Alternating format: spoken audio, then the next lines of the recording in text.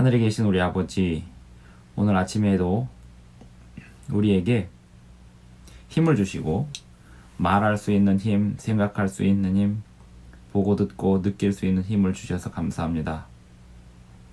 이 아침에 깨어서 있는 모든 성도들, 주님의 말씀으로 하루를 시작하게 하시고 주님의 말씀이 오늘 우리에게 잘 이해될 수 있도록 인도해 주시오며 성령님의 인도하심이 오늘 하루의 삶을, 우리 모든 성도들의 삶을 가득 채우기를 원하오니 이끌어 주시고 붙잡아 주시옵소서. 예수님의 이름으로 기도드리옵나이다. 아멘. 오늘 말씀의 제목은 하나님이 권념하사입니다. 개역 한글판 성경을 읽고 있습니다. 창세기 8장 1절입니다. 하나님이 노아와 그와 함께 방주에 있는 모든 들짐승과 육축을 권념하사 바람으로 땅 위에 불게 하심에 물이 감하였고, 홍수를 경험하고 있는 방주 안에 탄 노아의 식구들과 육축과 새들, 그 방주를 하나님께서 기억하시고, 여기서 권념하다라는 단어는 히브리어로 자카르라는 로 읽히는 단어인데요. 기억하다 이 말입니다. 기억하사 하나님이 그 방주 안에 있는 그 모든 생명들을 기억하시고 그 풍랑 속에서 방주를 붙드셨습니다. 오늘날에도 하나님은 당신의 백성들을 기억하고 계십니다. 하나님의 백성들은 하나님을 기억해야 합니다. 신명기 5장 15절, 너는 기억하라. 내가 애굽 땅에서 종이 되었던 너희를 구원하여 내었나니 너희는 나의 안식일을 지키라. 이렇게 말씀하였습니다. 출애굽기 20장 8절, 안식일을 기억하여 거룩히 지키라. 사람이 하나님을 기억하면 그 결과는 회개입니다. 하나님이 사람을 기억하면 그 결과는 구원입니다. 기억은 성경에서 굉장히 좋은 단어입니다. 우리가 하나님의 사랑을 기억할 때 우리는 어려움을 견뎌낼 수 있습니다. 하나님의 구원하심을 기억할 때 우리는 하나님께 기도할 수 있습니다. 우리가 지나온 생애의 역사들을 기억할 때 앞으로의 역사들을 두려워하지 않을 수 있습니다. 하나님의 구원하심을 기억하십시오. 하나님이 노아와 그와 함께 방주에 있는 모든 들짐승과 육축을 권념하사 바람으로 땅 위에 불게 하심에 물이 감하였고, 바람으로 히브리어로는 루아흐라고 읽힙니다. 제가 히브리어 성경을 다 보는 건 아니지만 중요 단어들은 이 단어들이 어떤 단어로 쓰였는지는 찾아봅니다.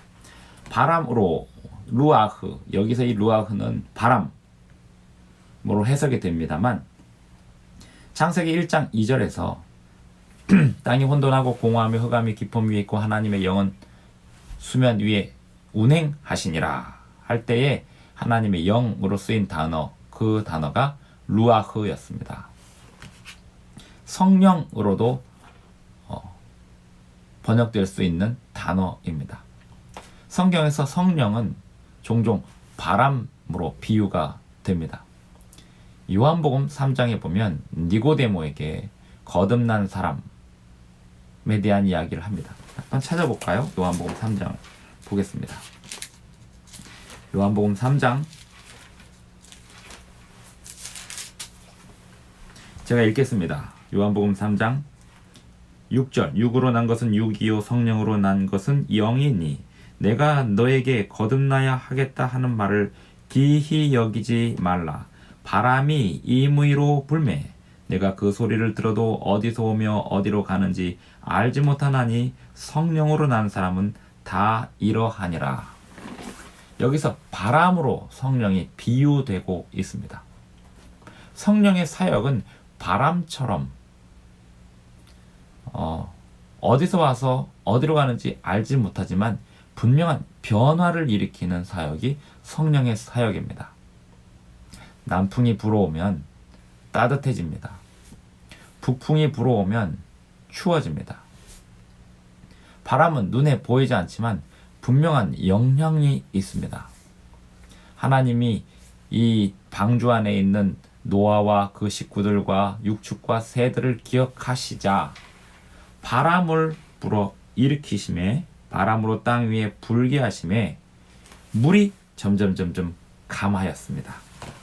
2절 기품의 샘과 하늘의 창이 막히고 하늘에서 비가 그침에, 창세기 8장 2절을 읽고 있습니다. 물이 땅에서 물러가고 점점 물러가서 150일 후에 감하고, 비가 내렸다는 게 40일이고요. 실제로 노아가 방주에 타고 그 노아의 식구들이 방주에 타서 나오기까지는 1년이라고 하는 시간을 보냈습니다. 그 1년 동안 그 방주에서 시간을 보냈는데요. 여기 지금 8장 3절에 보면 150일 후에 감하고, 150일이면 몇 달이죠? 5달의 시간을 이야기합니다. 4절 7월 곧 그 달 17일에 방주가 아라랏산에 머물렀으며, 이 아라랏산은요, 오늘날 사람들이 말하는 아라랏산, 그 산으로 모든 학자들의 견해가 일치되고 있습니다.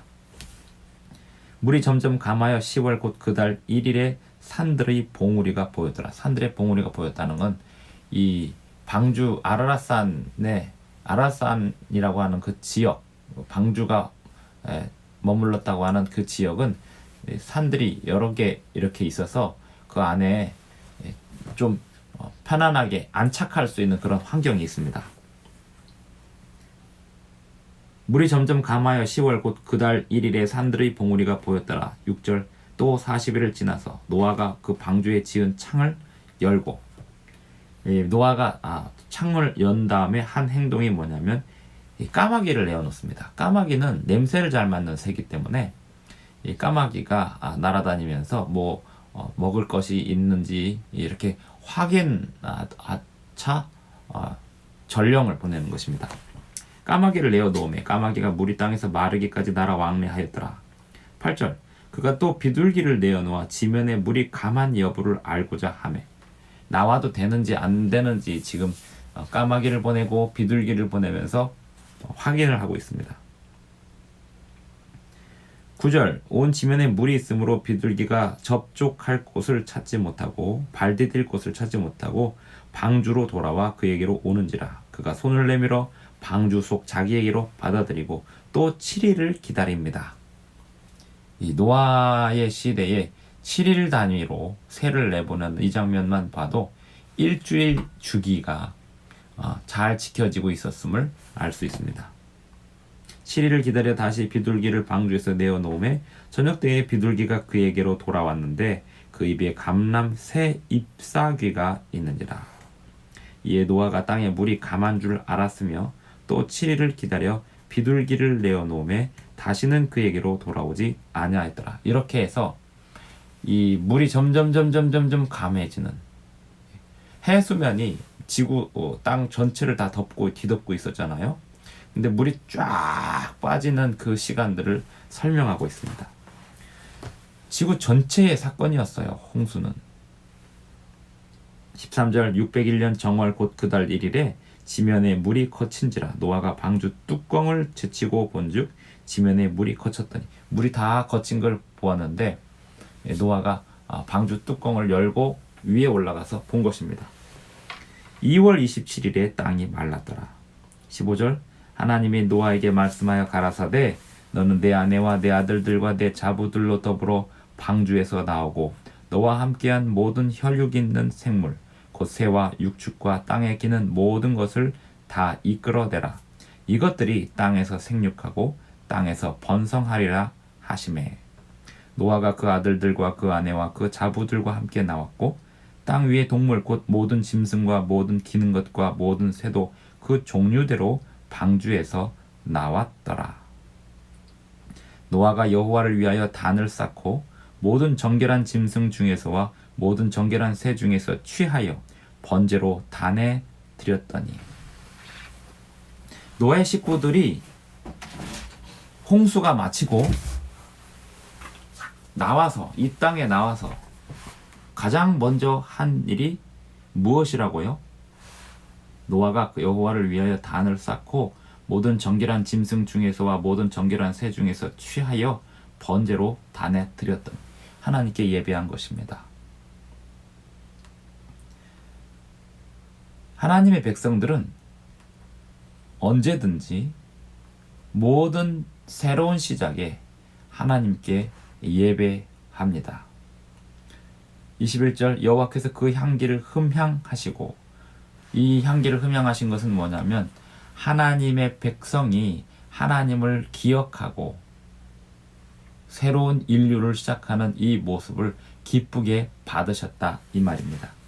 그 중심에 이르시되 내가 다시는 사람으로 인하여 땅을 저주하지 아니하리니 이는 사람의 마음에 계획하는 바가 어려서부터 악함이라. 내가 전에 행한 것 같이 모든 생물을 멸하지 아니하리니. 이제 이렇게 물로 멸망시키는 일은 또다시 없다 이 말입니다.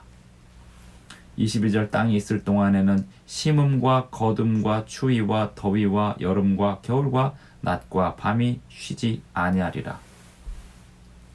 홍수 이후에 이 지구의 전체 시스템에 어떤 변화가 왔어요. 태양계 안에서 지구의 역할, 그리고 지구의 기후에 변화가 왔습니다. 그래서 여름과 겨울과 낮과 밤, 낮과 밤은 원래 있었고요. 또 이 여름과 겨울이 좀 더 분명하게, 그래서 여름은 아주 덥기까지 하고 겨울은 아주 춥기까지 하고, 또 북극 지방과 남극 지방에 얼음이 몰려 있잖아요. 그런 지구의 기후 시스템의 변화가 홍수로 인하여 생겨났습니다. 그 전에는 지구 전체가 다 아열대성 기후였어요.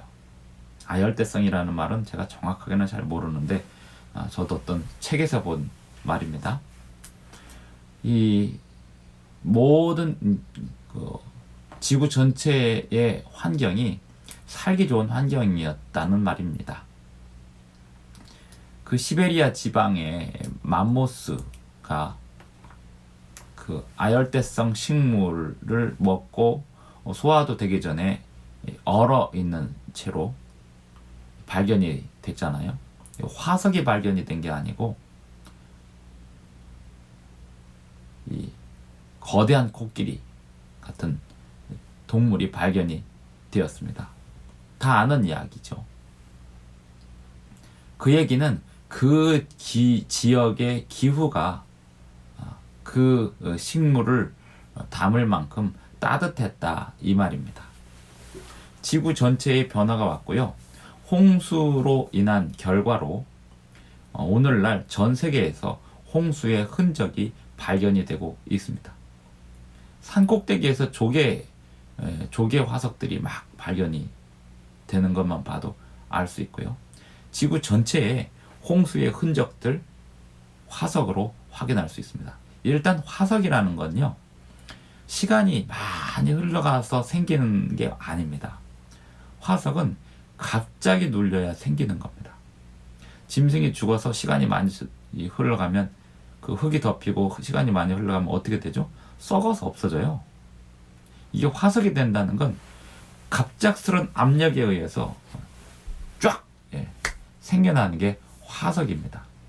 그래서 이 노아의 경험, 1년 동안에 있었던 그 갑작스러운 경험, 그 지구의 홍수는 그냥 하늘에서 비만 이렇게 내려가지고 물이 쌓인 게 아니라 땅에 깊음의 샘들이 빵 터지고 지각이 변동이 일어나고, 그래서 대륙과 대륙 사이에 간격이 벌어지는 이런 일도 있었고, 지구 전체에 엄청난 변화가 있으면서 화석이 생겨나게 됐고, 그 결과로 오늘날 전 세계에서 홍수의 증거들이 나타나고 있는 것입니다. 또한 여름과 겨울이 분명하게 되었고, 남극과 북극 지방이 아주 추운 지방이 되었습니다. 홍수의 결과입니다. 그 이전의 상태는 우리가 잘 알지 못합니다. 하지만 전체가 살기 좋은 환경이었다는 것은 미루어 짐작할 수 있습니다. 노아는 방주에서 가족들과 나와서 가장 먼저 하나님께 예배를 드렸고, 그 예배한 방식이 가인과 아벨이 예배했던 것처럼 아담의 자손들이 예배에 관한 지식을 다 알고 있었기 때문에 여기 정결한 짐승 중에서와 모든 정결한 새 중에서라는 말을 보면 노아의 식구들 뿐만 아니라 그 조상들도 정결한 짐승으로 하나님께 예배하는 그 상식을 다 알고 있었습니다. 정결한 짐승과 부정한 짐승을 나누는 그 기준은 아담 때부터 다 알고 있었던 이야기였습니다. 그리고 이 노아의 식구들이 이 짐승들을 잡아서 하나님께 예배드리는 이것만 봐도 레위기 11장에 정결한 짐승과 부정한 짐승이 처음 등장하는 게 아님을 알 수 있고, 또한 이 고기를 먹는 일들은 거의 대부분 하나님께 예배한 결과들로 연관이 되어 있었습니다. 광야 생활, 출애굽할 때 광야 생활에서도 고기를 먹는 일은 그것을 주로 맛으로 먹는 개념이 전혀 아니었고, 하나님께 예배한 결과로 먹는 개념이었고, 그렇게 예배하지 않는 일로 고기를 먹는 건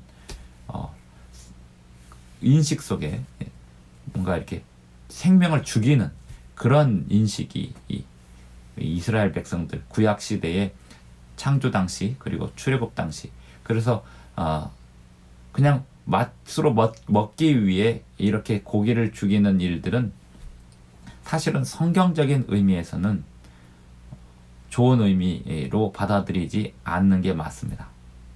물론 이삭이 이제 고기를 좋아해가지고 그 처자들에게 하나님의 뜻과 상관없이 처자들에게 장자권을 물려주려 했던 그런 잘못된 사례도 성경에는 있습니다만, 사람의 입맛이나 사람의 식성이 그렇게 변질되는 게 죄악된 세상에서의 삶이니까요. 하지만 구약 성경에서 이 고기의 의미는 하나님께 예배한 결과, 희생 제물에 대한 이야기와 연관이 되어 있을 때 고기의 의미가 있는 것이지, 사람이 식탐을 만족시키기 위해서 먹는 음식으로 인식되지 않았습니다.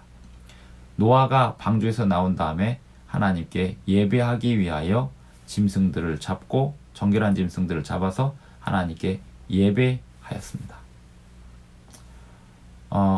하나님은 하나님의 백성들을 기억하십니다. 하나님의 백성들은 하나님을 기억하는 것이 예배입니다. 노아와 그의 가족들을 권념하사 땅 위에 바람이 불게 하신 하나님, 오늘날에도 하나님의 백성들을 기억하사 이 땅에 치유의 바람이 불기를 간절히 바랍니다. 오늘날 하나님의 백성들은 하나님의 율법에 순종하여 모세오경의 율법, 방역법 잘 순종하고, 또 손을 씻고 격리하고 이렇게 하는 일을 잘 순종하면서 우리가 먹는 것, 또 보는 것, 이 모든 일들을 성경의 전체 율법에 순종하면서 하나님께 간절히 이 백성들을 기억해 달라고, 그리고 이 지구를 다시 한번 기억해 달라고, 그래서 구원을 증거하는 일에 하나님의 자녀들이 쓰임받을 수 있게 해달라고 기도하셔야 되겠습니다.